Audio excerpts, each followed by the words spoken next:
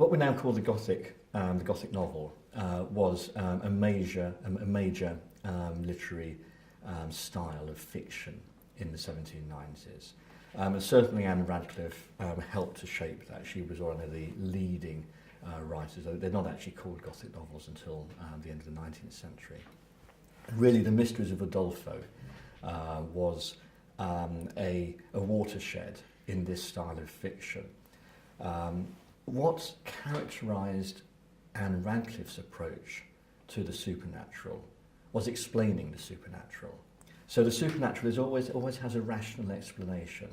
So although the characters might believe they've encountered ghosts or animated corpses, or that there's sort of magic afoot, in fact, in Ann Radcliffe's fiction, it's explained, except in The Italian, in her last novel published in her lifetime. And this is very interesting. What horror does, horror just shocks you into submission. It's too explicit, it's too horrible, and it is revolting, literally, to readers. Whereas terror is something which is much more subtle, equally, if not more powerful, but you don't need that explicitness. It's about suggestion, and it's therefore seen as a much more enlightening way of reading. So that's really what she tries to do in The Italian. And The Italian is one of the most suspenseful novels written in English. Long passages in which characters are suspended, not knowing what's going to happen.